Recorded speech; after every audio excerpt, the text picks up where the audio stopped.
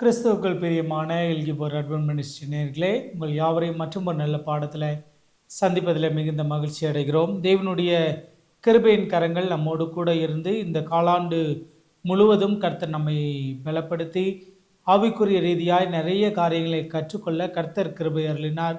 இந்த வார பாடம், இந்த காலாண்டினுடைய கடைசி பாடம், கர்த்தர் இன்னொரு புதிய ஆண்டையும் கூட நம்முடைய வாழ்க்கையில் கட்டளையிட இருக்கிறார். இந்த வாரத்தினுடைய பாடம் 13வது பாடம், இன்று தெரிந்து கொள்ளுங்கள். இந்த தலைப்பின் கீழாய் நம்ம தியானிக்க இருக்கிறோம். தியானத்துக்குள்ளாய் கடந்து செல்வதற்கு முன்பாக தலைகளை தாழ்த்தி ஜெப செய்வோம். இரக்கத்தில் ஐஸ்வர்யம் இல்லை எங்கள் பரலோகத்தின் நல்ல தகப்பனே, இந்த அருமையான நல்ல நாளுக்காய் ஸ்தோத்ரோ. இந்த நாளிலே நாங்கள் கற்றுக்கொள்ள போகிற பாடத்திற்காய் ஸ்தோத்ரோ. இந்த காலாண்டு முழுவதும் நாங்கள் யோசுவா புஸ்தகத்திலிருந்து விசுவாச பாடங்கள் நிறைய நாங்கள் கற்றுக்கொண்டோம். பரலோகத்தின் ஆண்டவரை, இந்த வார பாடமும் கூட எங்களுக்கு ஆசீர்வாதமாக இருக்க, நாங்களும் கூட இந்த முடிவுகளை எடுக்க கர்த்தர் எங்களுக்கு உதவி அருள வேண்டும். மாயமுடைய சமூகத்தில் நாங்கள் கெஞ்சுகிறோம். இந்த நிகழ்ச்சியை பார்க்கிற ஒவ்வொருவரோடு நம்முடைய தெய்வ கிருபை கூட இருக்கும்படியாய் ஜெபிக்கிறோம். கிறிஸ்து இயேசுவின் வழியாய் வருகிறோம். எங்கள் ஜெபம் கேளும் ஜீவன் உள்ள நல்ல பிதாவே, ஆமென். கடந்த வாரம் நம்ம யோசுவாவினுடைய அந்த கடைசி செய்தியை நம்ம தியானித்தோம். அதனுடைய நிறைவு பகுதியாய் ஒருவேளை இந்த வார பாடத்தை நம்ம எப்படி எடுத்துக்கொள்ளலாம் என்று சொன்னால், உடன்படிக்கையை புதுப்பித்தல் என்ற தலைப்பின் கீழாய் நம்ம எடுத்துக்கொள்ளலாம். ஒருவேளை ஸ்கூல்ஸில் படித்தவங்களுக்கு தெரியும், உறுதிமொழி எடுத்துக்கொள்வோம். உறுதிமொழி எடுக்கக்கூடியது ஒருவேளை அந்த அசம்பிளி வைக்கக்கூடிய அந்த நாளில் உறுதிமொழி எடுத்துக்கொள்வோம். All Indians are my brothers and sisters என்று சொல்லி உறுதிமொழி எடுத்துக்கொள்வோம். நாட்கள் ஓடும். அடுத்த அசம்பிளி வரும்போது அதே உறுதிமொழியை திரும்ப நம்ம புதுப்பித்துக் கொள்வோம். அதுபோல கர்த்தராகிய ஆண்டவருடைய சமூகத்தில் ஆண்டவருடைய பிள்ளைகள் எடுத்துக்கொண்ட உறுதிமொழிகளை அவர்கள் உடன்படிக்கையை புதுப்பிக்கக்கூடிய ஒரு காரியமாக இந்த வார பாடத்தை நம்ம படிக்க போகிறோம். இந்த வார பாடம் எதிலிருந்து எடுக்கப்பட்டிருக்குது என்று சொன்னால், யோசுவா 24வது அதிகாரம் முழுமையிலிருந்து எடுக்கப்பட்டிருக்கிறது. யோசுவா 24வது அதிகாரத்தில் இந்த உடன்படிக்கையை புதுப்பிக்கிற இந்த ஒரு காரியம் 7 அடிப்படையில் இருக்கிறது. முன்னுரையில் உடன்படிக்கையை துவங்குகிறது. யார் இந்த ஆட்சியாளர் என்ற அடையாளம் முதற்கொண்டு ஒவ்வொரு நிலையாய் ஆட்சியாளருக்கு கப்பம் கட்டுகிறவர்கள் என்ன நிலையிலிருந்து கட்ட வேண்டும் என்பதையும், அவர்கள் நன்றியறிதலான உள்ளத்தோடு கூட இருக்க வேண்டும் என்பதையும், அப்படியே அதை உறுதிப்படுத்தக்கூடிய 7 விதமான காரியங்கள் இருக்கும். முன்னுரையில் அழகாக அந்த ஆசிரியர் அதை தெளிவாய் கொடுத்திருக்கிறார். அந்த அடிப்படையில் இந்த யோசுவா 24வது அதிகாரம் கொடுக்கப்பட்டிருக்கிறது. அதுலேயும் யோசுவாவினுடைய அழகான வார்த்தை, நம்ம பாடல்கள் நிறைய இருக்கிறது. நிறைய பேருக்கு பிடித்தமான ஒரு உறுதிமொழி என்று கூட சொல்லலாம். நிறைய பேர் தங்களுடைய இல்லங்களில் அந்த உறுதிமொழி எடுத்துக்கொள்வாங்க. ஆண்டவருக்காய் நிற்கக்கூடியவர்கள் என்பதற்கு அந்த உறுதிமொழி ஒரு பெரிய வாய்ப்பாக இருக்கும். நான் ஒருவேளை அடியனுடைய பார்வையில் நான் உணர்கிறேன், தானியலுடைய நண்பர்களும் ஒருவேளை அவர்கள் நாங்கள் ஆராதிக்கிற தேவன் எங்களை தப்புவிக்க வல்லவராக இருக்கிறார், அப்படி தப்புவியாமல் போனாலும் நீ நிறுத்துகிற சிலையை வணங்க மாட்டோம், இல்லை ராஜாவை தொழுது கொள்ள மாட்டோம் என்று சொல்லி அவர்கள் உறுதியாய் நின்றதற்கு ஒரு உதாரணமாய் இந்த வசனத்தை எடுத்துக்கொள்ளலாம். அதுதான் இந்த வார பாடத்தினுடைய மனன வசனம். யோசுவா 24வது அதிகாரம் 15வது வசனம். கர்த்தரை சேவிக்கிறது உங்கள் பார்வையில் ஆகாததாய் கண்டால் பின்னே யாரை சேவிப்பீர்கள் என்று இன்று தெரிந்து கொள்ளுங்கள். நானும் என் வீட்டாருமோ வென்றால் கர்த்தரையே சேவிப்போம்.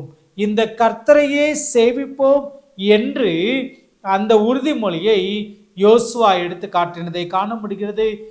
யுகம் நெடுகிலும் ஒருவேளை வேதாமத்தினுடைய நெடு பயணத்தில் நிறைய ஆண்டவருடைய பிள்ளைகள் எடுத்துக்கொண்ட உறுதிமொழி என்னவாக இருக்கும் என்று சொன்னால், யார் எப்படி போனாலும் பரவாயில்ல, நாங்கள் ஆண்டவருக்காய் நிற்போம், நானும் என் வீட்டாருமோ வென்றால் கர்த்தரையே சேவிப்போம், வேற யார் பற்றியும் எங்களுக்கு கவலை இல்லை.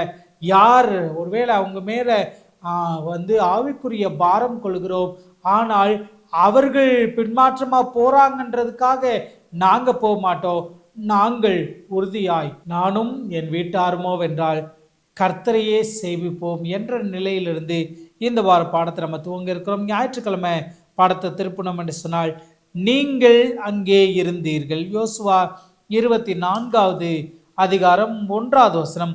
பின்பு யோசுவா இஸ்ரவேலின் கோத்திரங்களை எல்லாம் சீகேமிலே கூடி வர பண்ணி இஸ்ரவேலின் மூப்பரையும் தலைவரையும் நியாயாதிபதிகளையும் அதிபதிகளையும் வரவழைத்தான்.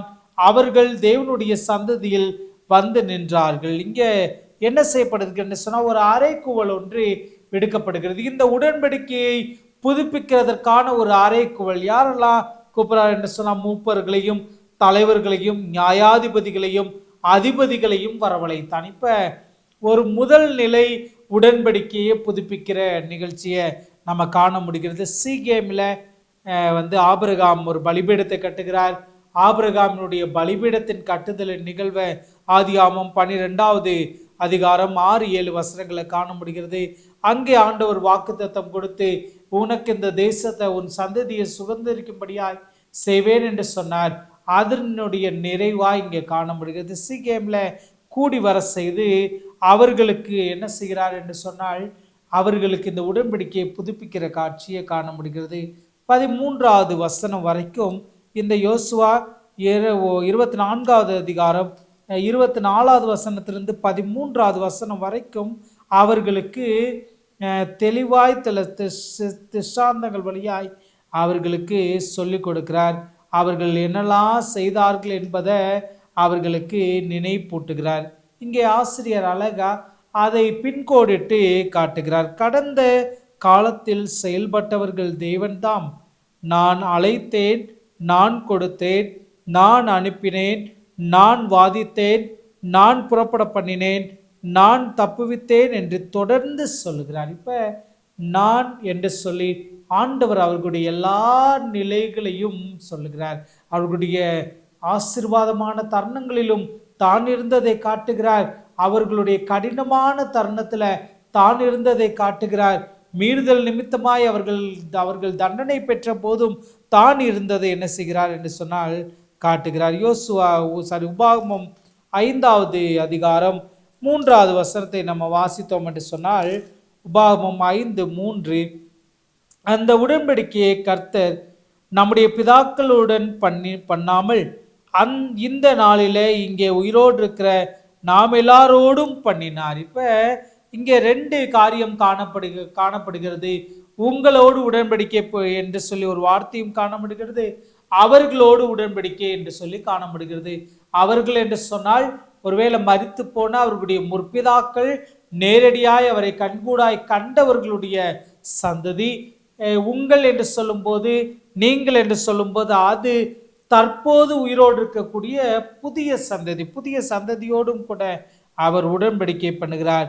அனைவரும் கால சந்ததியர் நிமித்தமும் செயல்படுகிறார் என்பதை தெளிவாக காண முடிகிறது. நீங்கள் அங்கே இருந்தீர்கள். ஒருவேளை அந்த காலங்களிலேயும் ஆண்டவர் அங்கே இருக்கிறார், எல்லா நேரத்திலையும் இருக்கிறார். திங்கட்கிழமை பாடத்திற்கு திருப்பினோம் என்று சொன்னால், உத்தமமும் உண்மையுமாய் யோசுவா 24வது அதிகாரம் 14-15வது வசனத்தை வாசிக்கிறேன். அப்படியே நீங்கள் பண்படுத்தாத தேசத்தையும் நீங்கள் கட்டாத பட்டினங்களையும் உங்களுக்கு கொடுத்தேன். அவைகளில் குடியிருக்கிறீர்கள். நீங்கள் நடாத திராட்சை தோட்டங்களின் பலனையும் ஒலிவ தோப்புகளின் பலனையும் புசித்தீர்கள் என்றார். இப்ப அழகா இந்த வார்த்தையை காண முடியுது. இது எங்க நம்ம காணலாம் என்று சொன்னால், உபாகமத்தின் புஸ்தகத்துல அந்த இஸ்ரவேல் ஜனங்களுடைய அடிப்படை ஜெபமாகிய செம்மா இஸ்ரவேலிலிருந்து காண முடியும். இஸ்ரவேலே தேவன், இஸ்ரவேலை கேள், உன் தேவனாகிய கர்த்தர் ஒருவரே கர்த்தர் என்று சொல்லி உன் பிள்ளைகளுக்கு நீ உடன்படிக்கையை கருத்தாய் போதித்து நீ நிற்கும் போது, நடக்கும் போது, படுக்கும் போது, எழுந்திருக்கும் போது அவைகளை குறித்தே பேசின என்று சொன்னால், நீ கட்டாத, நீ நடாத, நீ பண்படுத்தாத அநேகத்தை நீ சுதந்திரிப்பாய் என்று சொன்ன வாக்குத்தத்தம் நிறைவேறுகிறது. வாக்குத்தத்தம் நிறைவேறுகிறது. நிறைவேறின பின்பு 14வது வசனம், ஆகையால் நீங்கள் கர்த்தருக்கு பயந்து அவரை உத்தமமும் உண்மையுமாய் சேவித்து உங்கள் பிதாக்கள் நதிக்கு அப்புறத்தில் எகிப்திலே சேவித்த தேவர்களை அகற்றிவிட்டு கர்த்தரை சேவியுங்கள். இப்போ ஆண்டவருடைய காரியத்தை யோசுவா இங்கே ஒரு தலைவனாய் நினைப்பூட்டுகிறார். தன்னுடைய இறுதி காரியமா தன்னால் முடிந்த வரைக்கும் ஒரு ஒரு ஒரு முடிவுரையோடு கூட ஒரு எச்சரிப்பின் செய்தியும் கூட முன்வைக்கிறார். ஆண்டவர் இவ்வளோ அழகாக வழி நடத்திட்டு வந்தாரே, நீங்கள் கட்டாத நீங்கள் நடாத காரியங்கள் எல்லாத்தையும் உங்களுக்கு சுதந்திரமாய் கொடுத்தாரே, சுதந்திரமாய் கொடுத்த அந்த தேவன் உங்களிடத்துல எதிர்பார்க்கிறது என்னன்னா, நீங்கள் உண்மையும் உத்தமமாய் நடக்க வேண்டும். 2 அழகான வார்த்தை காண முடிகிறது. இதை ஒருவேளை சுருக்கமாக இங்கே ஆசிரியர் சொல்லியிருக்கிறார். உண்மை உத்தமம் என்று சொல்லக்கூடிய வார்த்தைக்கு டமீம் என்ற எபிரேய வார்த்தையும் உண்மையா என்பதை எமேட் என்ற எபிரேய வார்த்தையும் பயன்படுத்தப்படுகிறது. இதை சுருக்கமாக புரிஞ்சுக்கிற மாதிரி சொல்ல வேண்டும் என்று சொன்னால், உத்தமம் என்று சொன்னால் உடன்படிக்கைக்கு கீழ்ப்படிந்து ஆண்டவருக்கு உண்மையாக பியூராக நடந்துக்கிறது, உண்மையாய் உத்தமமாய் நடந்து கொள்வது. உண்மை என்று சொன்னால் அந்த பியூரிட்டியை சஸ்டெயின் பண்ணுறது, அதில் நீடிப்பது, அதில் லாங் லாஸ்ட் அடைவது. பியூரிட்டியாக இருக்கிறது உத்தமம் என்று சொன்னால் அதில் லாங் லாஸ்டாக இருக்கிறது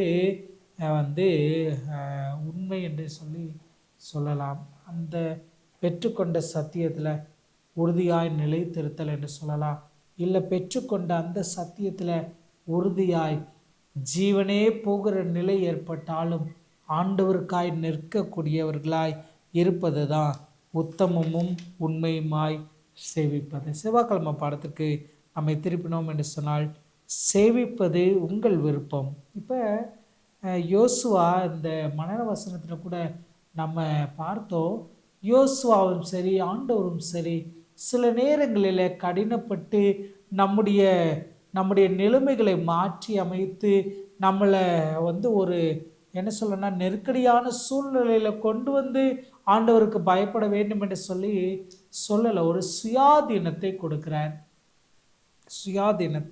சுயாதீனத்தை யோசுவாவும் கூட மதிக்கிறார். நீங்கள் தெரிந்து கொள்ளுங்க, அது உங்கள் விருப்பமாக இருக்கணும். அது that should be your choice, உங்களுடைய விருப்பமாக இருக்க வேண்டும்.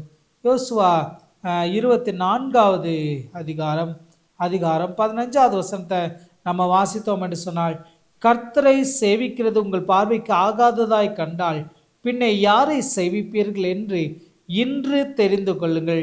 நதிக்கு அப்புறத்திலே உங்கள் பிதாக்கள் சேவித்த தேவர்களை சேவிப்பீர்களோ, நீங்கள் வாசம் பண்ணுகிற தேசத்தில் குடியிருக்கிற எமோரியரின் தேவர்களை சேவிப்பீர்களோ, நானும் என் வீட்டாருமோ வென்றால் கர்த்தரையே சேவிப்போம். இப்போ இவர் தன்னுடைய நிலையை புரிய வச்சு சொல்கிறார்.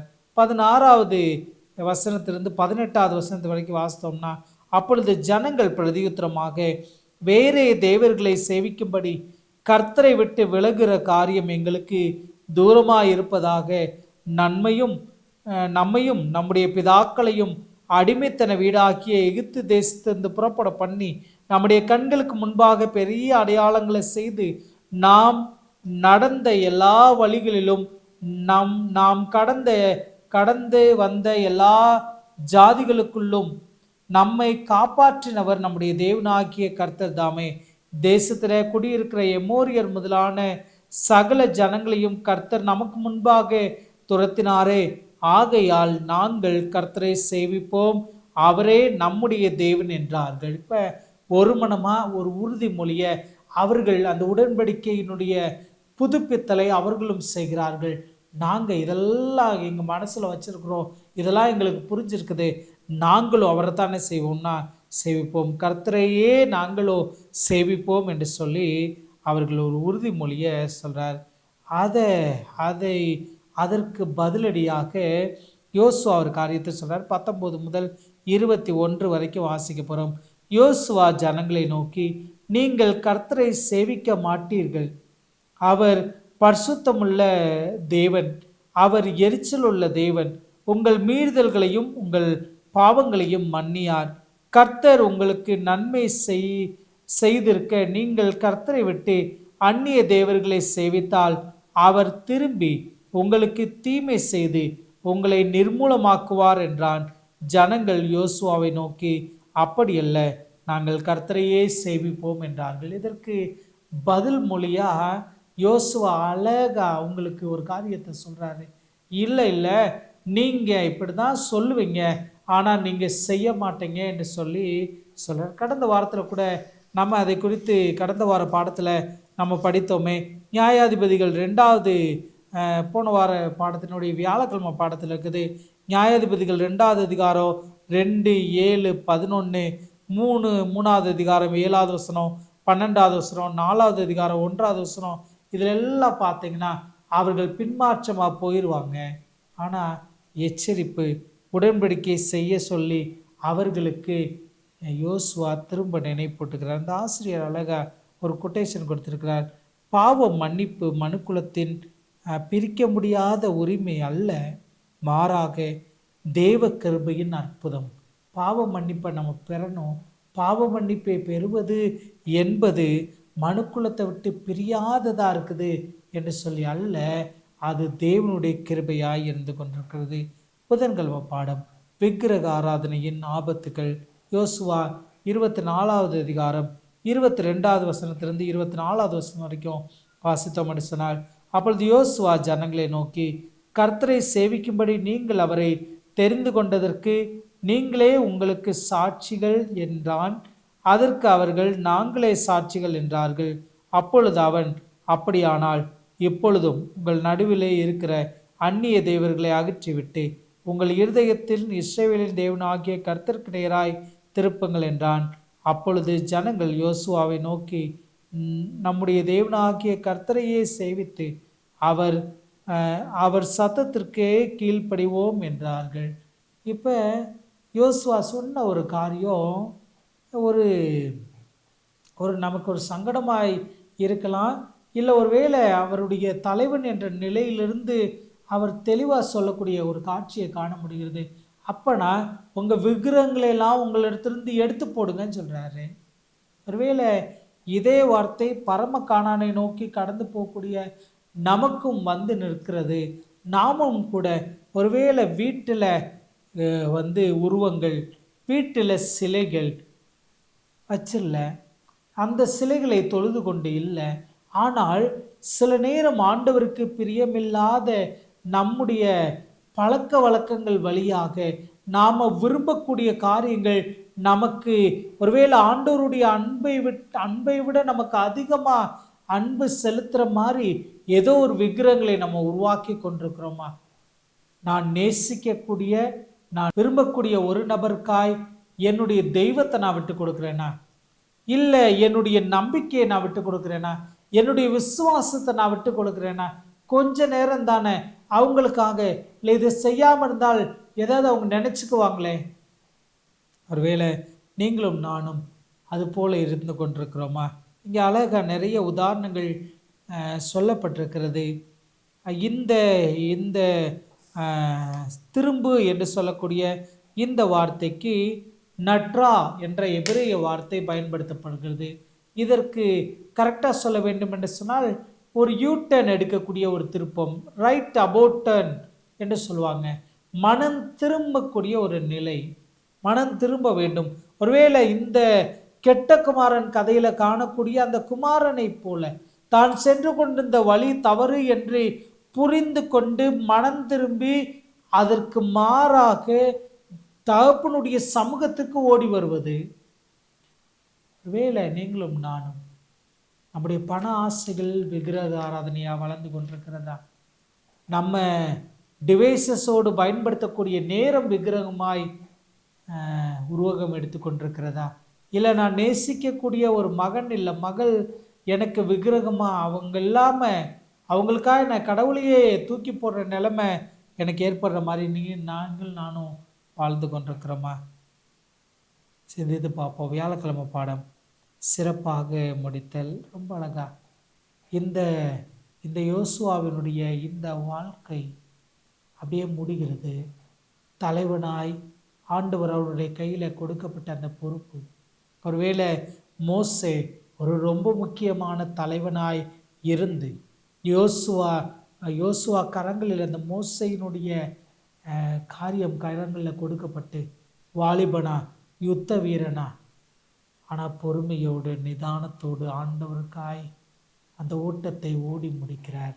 ஒருவேளை இந்த இடத்துல பவுலாருடைய வார்த்தையோடு கூட சொல்ல வேண்டும் என்று சொன்னார், நல்ல போராட்டத்தை போராடினேன், ஓட்டத்தை முடித்தேன் என்று சொல்லக்கூடிய நிலை. 110 வயது இந்த இஸ்ரேல் ஜனங்களை கொண்டு வந்து கானான் தேசத்தில் சேர்த்து எல்லாருக்கும் பங்கிட்டு கொடுத்து அழகா தன்னுடைய வாழ்க்கையை அவர் முடிக்கிறார். ஒருவேளை தேவ கரங்களில் அந்த ஆவியை ஒப்பு கொடுக்குற மாதிரி ஒரு நிலை யோசுவா மரணம் அடைகிறார். என்னால் அப்படியே வாசித்து பார்த்தோம் என்று சொன்னால் ரொம்ப அழகா அந்த யோசுவாவினுடைய நிலை உணர்த்தப்பட்டு அவர் எல்லாரும் சேர்ந்து அடக்கம் பண்ணுகிறார்கள்.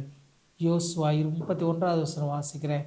யோசுவா உயிரோடு இருந்த சகல நாட்களிலும் கர்த்தர் இஸ்ரவேலுக்கு செய்த அவருடைய கிரியைகள் யாவையும் அறிந்து, யோசுவாவுக்கு பின் வெகு நாள் உயிரோடு இருந்த மூப்பருடைய சகல நாட்களிலும் இஸ்ரவேலர் கர்த்தரை சேவித்தார்கள்.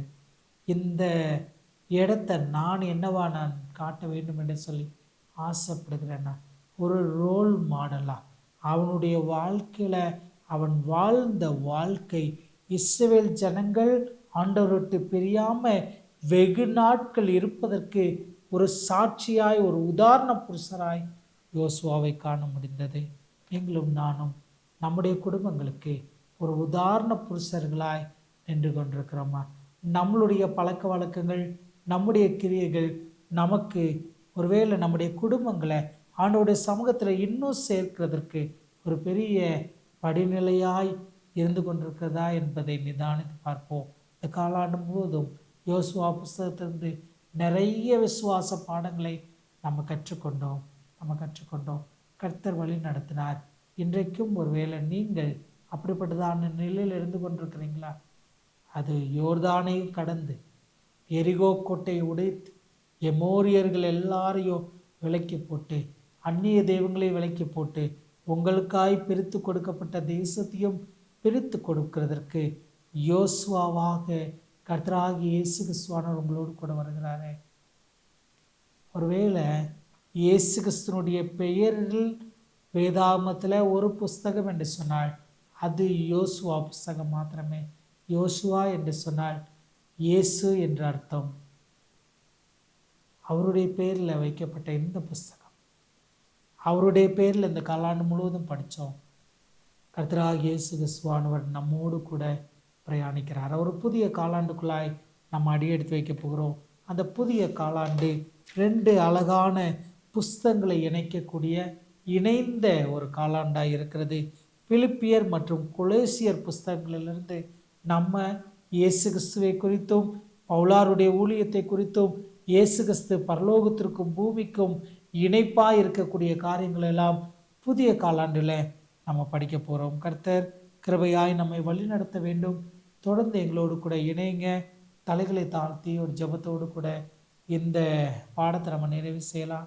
எங்களை நேசிக்கிற நல்ல தகப்பனே, அன்றைக்கு யோசுவா ஒரு உதாரண புருஷராய் அந்த இஸ்ரவேல் ஜனங்களுக்கு இருந்தது போல நாங்களும் கூட உதாரண புருஷராய் வாழ்வதற்கு நீங்கள் எங்களுக்காய் ஒரு ரோல் மாடலாக இருந்து சென்றிருக்கீங்களே, அதற்காய் நன்றி. இந்த நாளிலே நாங்கள் கற்றுக்கொண்ட பாடம் எங்களுக்கு பிரயோஜனமாக இருந்ததற்காய் நன்றி ஆண்டவரே. இந்த பாடத்தை பார்க்கிற கேட்கிற ஒவ்வொருவரோடும் உடைய தெய்வ கிருபை கூட இருக்கும்படியாய் செபிக்கிற ஆண்டவரே. ஒரு புதிய காலாண்டுக்குள்ளாக நாங்கள் அடியெடுத்து வைக்க போகிறோம். ஒரு புதிய வருஷத்தையும் எங்கள் வாழ்க்கையில் நீ கூட கொடுக்க காத்து கொண்டிருக்கிறேன். அந்த புதிய வருடம் ஒரு நன்மையான ஆண்டாய், ஆசீர்வாதமான, மனமகிழ்ச்சியான, சந்தோஷமான ஆண்டாய் இருக்க கர்த்தர் உதவி செய்ய வேண்டுமா என்ற சமூகத்தில் நாங்கள் கெஞ்சுகிறோம். அந்த நிகழ்ச்சியை பார்க்கிற எல்கிபோர் அட்வென்ட் மினிஸ்ட்ரியினுடைய என் ஆண்டவரே வாடிக்கையாளர்களாக இருக்கக்கூடிய ஒவ்வொரு விசுவாச பிள்ளைகளையும் அவருடைய குடும்பங்களையும் உடைய கர்த்தரை நாங்கள் ஒப்பு கொடுத்து ஜெபிக்கிற ஆண்டவரே. ஒவ்வொருவரையும் கர்த்தர் ஆசீர்வதிங்க. ஆவிக்குரிய வாழ்க்கையில் நாங்கள் வளர கர்த்தர் உதவி செய்ய வேண்டுமா ஜெபிக்கிறோம். இந்த வருஷத்தில் உடைய வருகை காலதாமதம் ஆகியிருக்கிறது என்று நம்புகிறோம். கர்த்தர் ஒருவேளை 2026 ஆண்டில் உடைய வருகை இருக்கும் என்று சொன்னார். வருகைக்கு ஆயத்தப்பட்ட பிள்ளைகளாய் இது இவரே தேவன், இவருக்காய் காத்திருந்தோம், இவர் ரட்சிப்பார், இவர் ரட்சிப்பிலே களி கூறுவோம் என்று சொல்லக்கூடிய அந்த கூட்டத்தில் நாங்கள் எல்லாரும் காணப்பட கர்த்தர் உதவி செய்ய வேண்டுமாய் உடைய சமூகத்தில் நாங்கள் கெஞ்சுகிறோம். தொடர்ந்து கூட இருங்க, பாதுகாத்து கொள்ளுங்க, வழி நடத்துங்க. கிறிஸ்து இயேசுவின் வழியாய் ஜெபிக்கிறோம் எங்கள் ஜெபம் கேளும் ஜீவன் உள்ள நல்ல பிதாவே, ஆமென். நேர்களே, இந்த நாளினுடைய பாடம் உங்களுக்கு பிரயோஜனமாக இருந்திருக்கும் என்று கருத்திற்குள்ளாய் நம்புகிறோம். தொடர்ந்து எங்களோடு கூட இணைந்திருங்க. ஒரு புதிய காலாண்டில், ஒரு புதிய வருஷத்தில் நாமெல்லாம் சந்திக்க தேவன் கிருபை செய்வாராக. உங்களுக்கும் உங்கள் குடும்பங்களுக்கும் புத்தாண்டு நல்வாழ்த்துக்களை தெரிவித்துக் கொள்கிறோம். வரப்போகிற புதிய ஆண்டு ஒரு ஆசீர்வாதமான, மனமகிழ்ச்சியான, சந்தோஷமான ஆண்டாக இருக்க கர்த்தர் உதவி செய்வாராக. எல்லோருக்கும் புத்தாண்டு வாழ்த்துக்கள். தொடர்ந்து எங்களோடு கூட இணைந்திருங்க. இணைந்து வேதாமத்தின் காரியங்களை கற்றுக்கொண்டு ஆவிக்குரிய ரீதியாய் வளருவோம். தேவன் தாமே உங்களை என்னையும் ஆசீர்வதிப்பாராக. ஆமென்.